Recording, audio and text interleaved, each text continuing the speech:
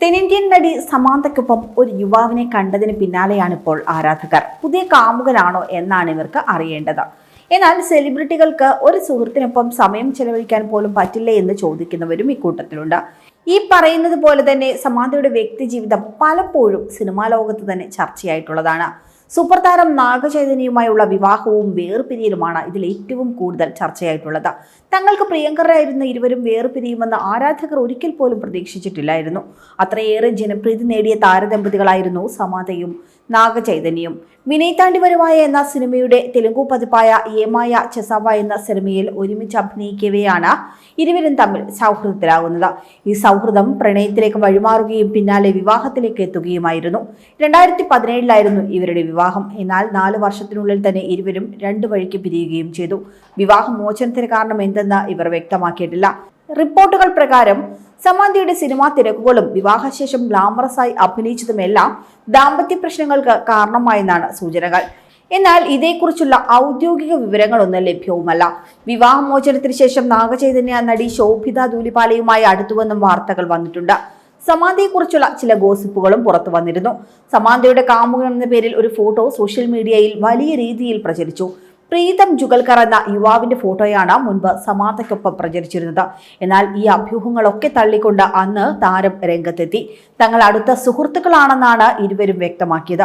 പിന്നീട് കുറെ കാലം ഇരുവരെയും ഒരുമിച്ച് കണ്ടതുമില്ല. അതൊക്കെയും ആരാധകർ മറക്കുകയും ചെയ്തു. ഇപ്പോഴിതാ വീണ്ടും ഇവർ ക്യാമറ കണ്ണുകളിൽ പെട്ടിരിക്കുകയാണ്. തിരുമല ശ്രീവരി ക്ഷേത്രത്തിൽ ദർശനത്തിനെത്തിയതായിരുന്നു സമാന്തയും സുഹൃത്തും. ഇവരുടെ ചിത്രങ്ങൾ സോഷ്യൽ മീഡിയയിൽ വൈറലായതോടെ പല അഭിപ്രായങ്ങളും ഉയർന്നു വരുന്നുണ്ട്.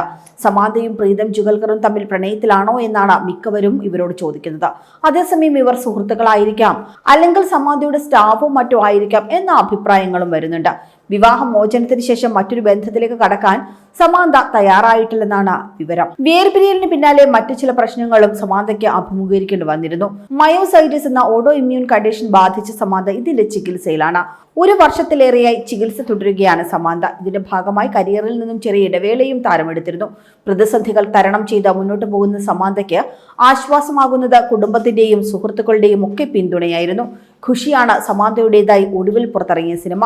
വിജയ് ദേവരകൊണ്ട നായകനായി എത്തിയ തെലുങ്കു ചിത്രം മികച്ച വിജയവും നേടി. സിറ്റാഡൽ എന്ന സീരീസാണ് സമാന്തയുടേതായി ഇനി റിലീസ് ചെയ്യാനുള്ളത്.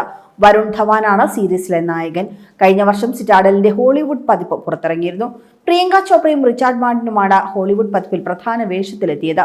അതേസമയം തിരക്ക് പിടിച്ച സിനിമകൾ ചെയ്യാൻ സമാന്ത ഇപ്പോൾ തയ്യാറുമല്ല. മികച്ച കഥാപാത്രങ്ങൾക്കായുള്ള കാത്തിരിപ്പിലാണ് നടി. ഫാമിലി മാൻ എന്ന സീരീസിലൂടെയാണ് സമാന്തയ്ക്ക് പാൻ ഇന്ത്യൻ തലത്തിൽ പ്രശസ്തി ലഭിക്കുന്നത്. ഡിവോഴ്സിന് പിന്നാലെ അല്ലു അർജുൻ ചിത്രം പുഷ്പയിൽ സമാന്ത ചെയ്ത ഡാൻസ് നമ്പറും ഹിറ്റായിരുന്നു.